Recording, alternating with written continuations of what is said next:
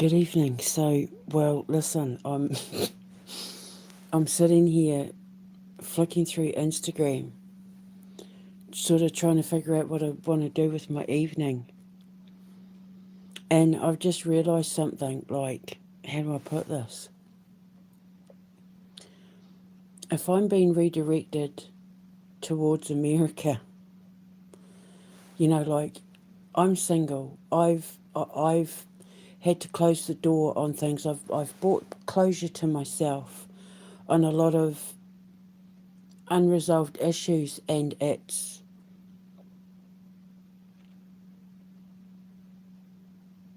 freed me from obligations. It's freed me from feeling feeling like I'm being obligated to memories where people weren't obligated back. Um, Bringing closure to friendships and connections in my life where it was one-sided now.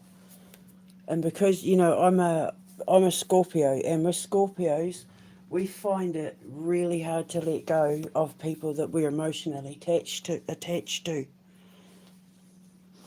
We hold on to it for a long time, even long after there's no contact and that sort of thing. And in this re-examination, standing up to my exes, standing up to the people of my past, standing up for myself, for my beliefs, for everything, has made me feel really strong within myself. I now have confidence to know that it doesn't matter where God sends me, whether it's Switzerland or America, I'm going to be okay when I get there. Because, like, if I can survive all of this, if I can go through all of this having only a sister and a couple of nephews in the background, standing by my side, where I've been in one-sided loyal relationships to people who, it turns out, didn't give a shit. Coming to that realisation and letting it all go, burning it all down. If I can survive all of that, the public persecutions, the constant cyber attacks, the threats to my life, my reputation, all of that, if I can survive everything that all of these people put me through, I can go to Switzerland on my own, and I can certainly go to America on my own, and I have friends in America that are only one state away. So what am I worried about? I'm not worried about anything, but flicking through the Instagram, it's made me realise one thing: if God's redirecting me back to America, if I'm going on my own, which I've done many times, it's not like I haven't gone to America on my own before. My dating options in America are vast.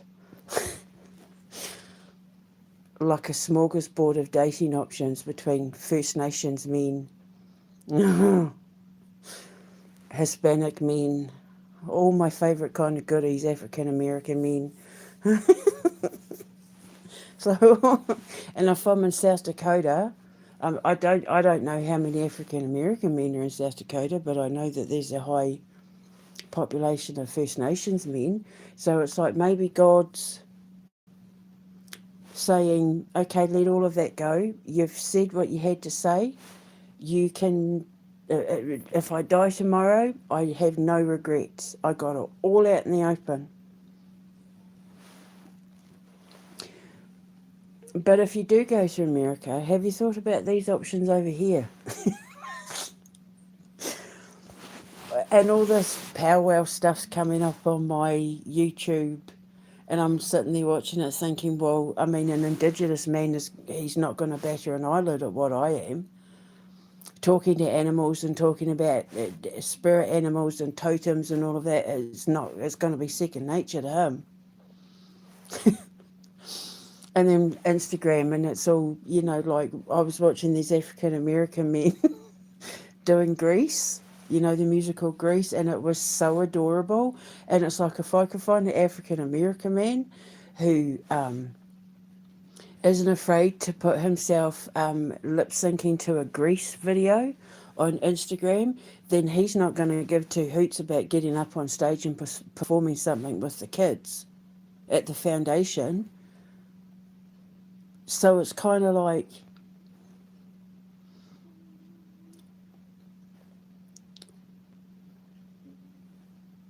as opposed to European men, with there's a lot of options, but they're all very pensive.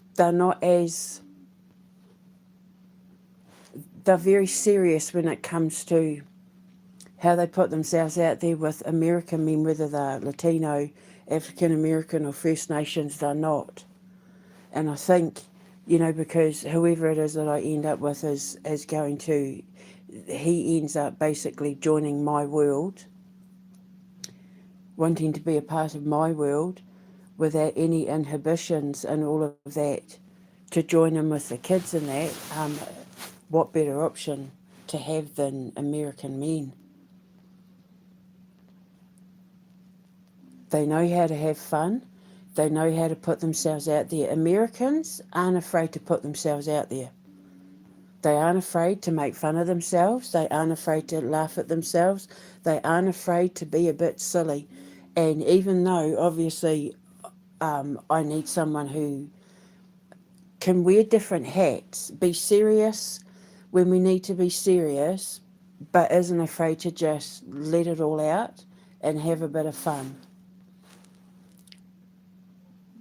And so I'm watching these Instagram videos, and it's like, and got to be honest and say, I mean, I'm not a perv, and I'm not one of these women that approaches men or anything like that, but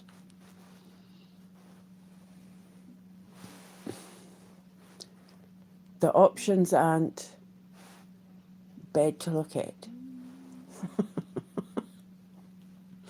So if I end up with a First Nations man, or a Hispanic man, or an African American man, or whatever, if God is saying, okay, so you've closed those doors, I'm going to open this one, and it's in America, and like, hey, look over here, sort of thing, I'm not complaining. Because I'm single, and I'm not allowed to date. I'm not allowed to date. I wouldn't be able to go out on dates with different men every week or anything like that. I'm not allowed to date. But I am allowed to look. And I would have to I'm allowed to get to know the man before I accept going out on a date with him. And just like in the past, I get to know these men, and then I decide, no, I don't, you're not someone I want to go out on a date with, where the date is the beginning of deciding whether you want to have the relationship. And so I get to know them to see if I want to get to the point of having a date. And I say no, because I always find there's always a reason why it doesn't get that far. After a couple of weeks, I lose interest very quickly. And it's all to do with the men who don't deliver. The men who they say one thing and do another, and I can't stand that. So I lose interest very quickly.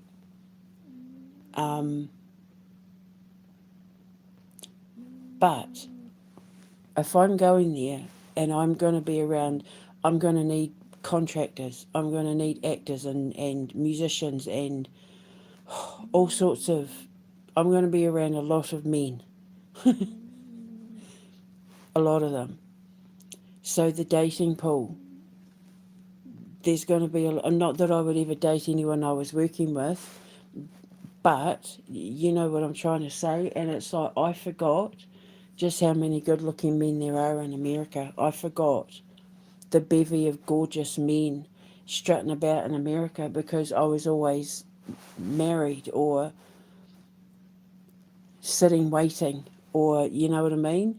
And now that all of that's been gone and my eyes have been washed clean, and I'm looking from the perspective of a new, confident, reborn woman who is now, I think, being directed by God to look at these options as like,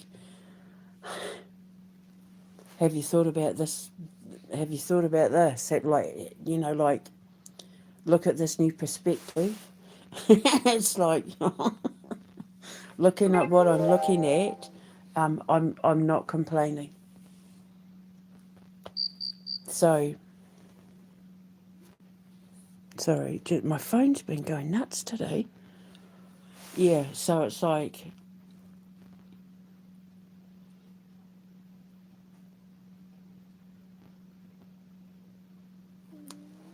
I'm looking forward to this. I'm looking forward to seeing where this is going.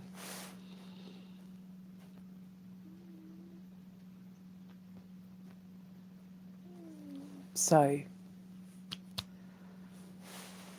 I've finally woken up and realised I'm single and I may be about to go back to America where they have some of the most energetically attractive men on the planet, all centered in one country. Because I like men with a tan. I always have done. Because I mean, I'm Polynesian. I might be as white as the driven snow, but I like brown skinned men. I do because I'm Polynesian. My people are brown skin. I've dated Samoans and Tongans, and my husband Martin is Nicaraguan, and it's like I've finally just woken up and realised I'm single. And if God is redirecting me to America, it's like He's offering me a smorgasbord of options of all my favourite goodies. But of course, I'm a lady, so I'll only date one man, and that's the man that I intend to marry. But it doesn't mean to say that I can't have a coffee with someone to decide whether I want to date him or not, or talk to him in person, or get to know them, or like get to know the person before I decide if I want to date them. And then if I do decide to go on a date with them, it's because it's dating with the option, dating with the prospect of marriage, because I'm only allowed to date one person. The rules of the rules that my boys laid out, and the promise that I made to God after Martin left and everything, was that I would only date one man, and that man would be the man that I married. However, it doesn't, I mean, I have to look. I have to go through all the fish in the barrel to see which one I want to pull out. And the fishes in the barrel in America are pretty damn First Nations men. I mean, God, have you seen them? And Hispanic men and African American men. When I was a teenager, I dated a couple of African American men because they were in New Zealand for basketball. So, yeah, I'm kind of getting a little bit excited now. And when I was in Chicago, especially Detroit, the men there, I got like 3 marriage proposals in one day.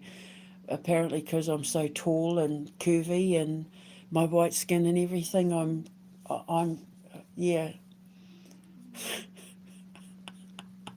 I get the most attention in America. So, so let's see what it just. You know what it is? It reminds me of that Trump Biden alligator dream.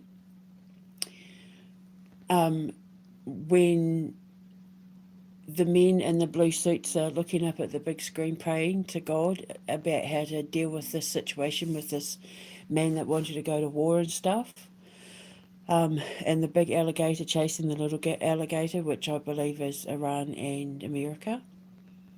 And then I kick the snake in the face and it crashes against the wall. In between all of that, I get chased by a ton of African American men and Latino men and First Nations men all running to try and kiss me at once. And I had to run away from them all because I was bombarded with all these men coming at me at once. But it's like, just let me get my teeth fixed and dress the way I want to dress. And then, when I get to, I say, when I get to America, I guess I'm going. I guess I'm going to say going home. God, what the hell's happened? I don't understand what's happened. Something's changed.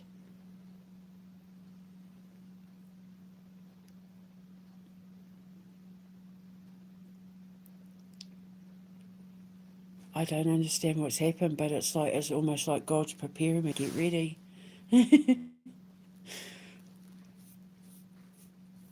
And I mean, if you've got a whole pile of First Nations, Latino and African American men coming at you because they all want to get to know you and be your mans, be your protector and that, I mean, are you really going to complain? It's like, how do I can't explain it. Resurrection. I feel like I've risen from the dead. It's like I've cleansed it. I'm always going to cry over Amber. You're all going to have to understand that she was like one of the greatest loves of my life. So I'm always going to cry over her. I'm never not going to cry when I talk about Amber. But with everything else, with letting the past go, with just letting it all go, washing it out, getting it all out of my system, saying what needed to be said, doing what needed to be done, and then being able to just close that door because I brought closure to myself, just being able to let it all out and let it all go. Remember the dream I had when my teacher got me to pull up the plug from the ocean? It's all of that.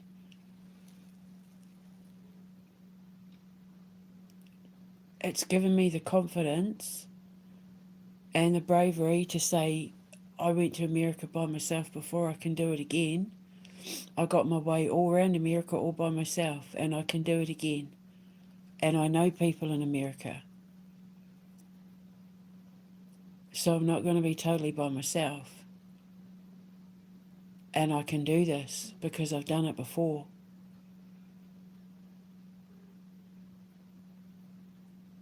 But this time I know what I'm doing. And this time I'm single. So when the men look, I don't have to feel guilty. And I'll be able to dress the way I want to dress and look the way I want to look in order to be able to give them something good to look at. Oh my God. So am I going back to America? I think God's got something up his sleeve and he's preparing me. Get ready. I think I'm going back to America. And then if it's South Dakota or Montana, around that area, it's men on horses as well. Yummo. So let's see what happens. I think, yeah, something's changed, something's coming. And yeah, I think I'm in for a big surprise. and it's like I'm okay now.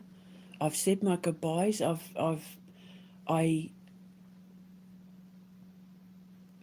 There's only so many chances you can give someone. There's only so much that you can do before it's. If you're the one doing all the work, you're the only one in the friendship. So let it go. Just let it go, and that's what I've done. And I thought, I've been grieving for the loss of so many people for so many years,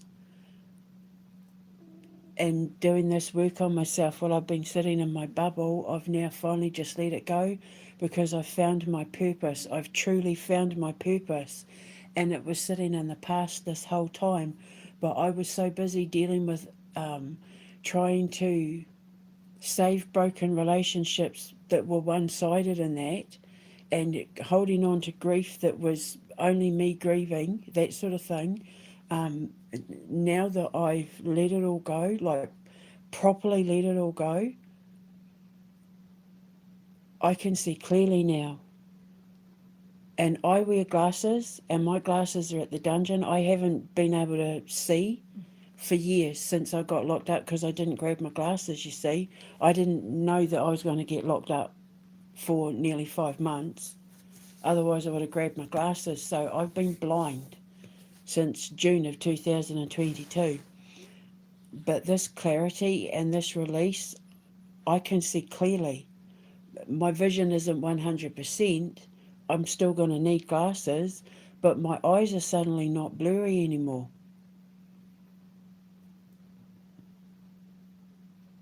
So I'm walking into the new, and I'm looking at Instagram at all these gorgeous men who don't give a shit about making fools of themselves on Instagram, and it's like that's exactly what I'm looking for. I'm looking for men who can stand by my side, who can be strong and play the role of my protector in that, but also somebody that isn't afraid to have a bit of fun because it's for the children. There's plenty more fish in the sea, but in America it's fish and whales and manatee and narwhals and dolphins and nummy, nummy, nummy. So yeah, I don't know what God has planned, but it's like he's in the last 24 hours, I've just done a complete 180 that I didn't see coming. All because I got clarity when I started writing that movie, and feeling drawn to want to make it in America. I might be completely wrong. I might be completely wrong. I might end up in Switzerland. But I don't understand what's going on, but I think God's preparing me. And whoever it is he's preparing me for,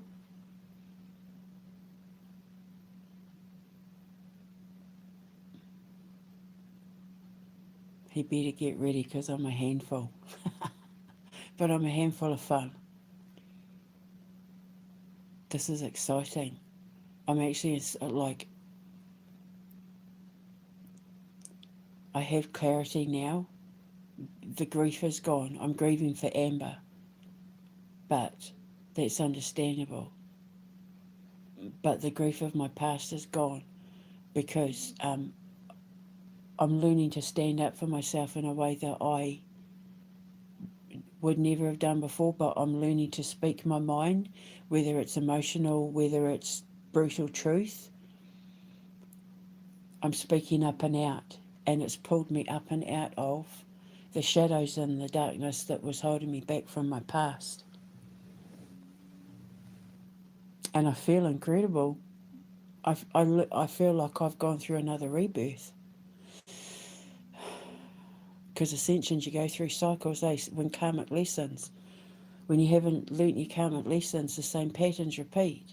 Well, I've learnt my karmic lesson, and I gave it closure because I needed to get things off my chest that I'd been holding back. And now that I've done that and it's all been released, I feel washed and cleansed and ready to go.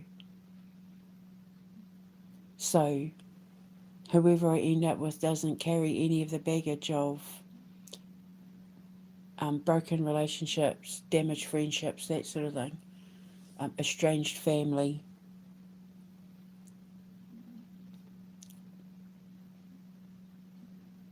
I'm pretty proud of myself, and it's something I can add to the algorithm of my dating app. So let's see what God has in store. Because when Jesus took the wheel in that dream, my God, did he take the wheel in that dream. I've had no control. I did not see any of this coming. I thought I knew exactly where I was headed and what I was doing, and then Jesus took the wheel and he's taken me in a direction even I didn't see coming.